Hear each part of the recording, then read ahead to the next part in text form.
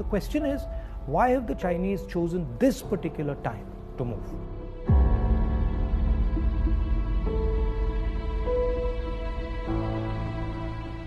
What is it about India's situation that has made China act in such an aggressive way?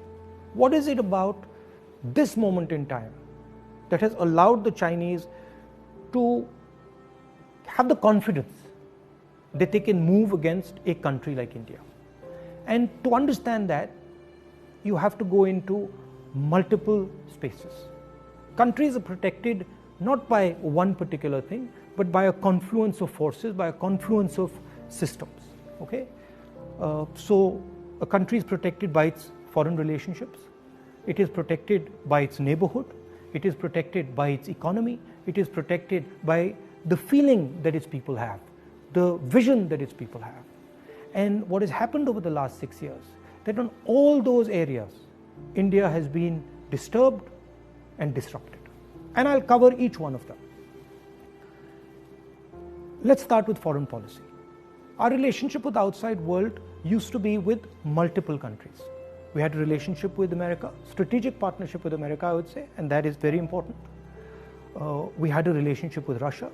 We had a relationship with Europe. And these countries used to help us maneuver in the world. Today, our relationship has become transactional.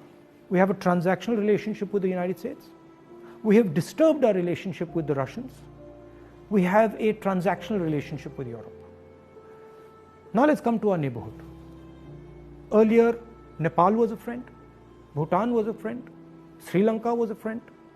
Our neighborhood, other than Pakistan, was working with India and saw itself as being partnered with India.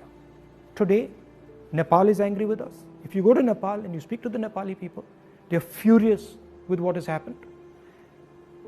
Sri Lankans have given a port to the Chinese. Maldives is disturbed. Bhutan is disturbed. So we have disrupted our foreign partners, we've disrupted our neighborhood. Now let's come to the economy. Our pride, something that India used to go to the rest of the world and talk about, boast about.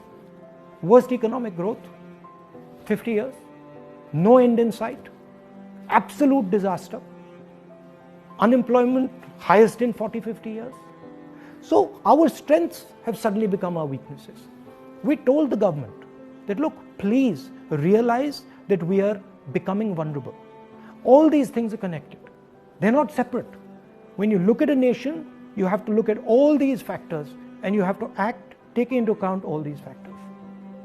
We told them, listen, for God's sake, inject money into the economy, fire the economy, and do it immediately. Protect the small and medium businesses. They refuse to do it.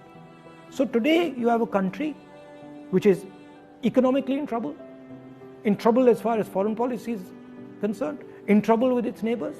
And that's why the Chinese have decided that this is possibly the best time to act. And that is why they have acted.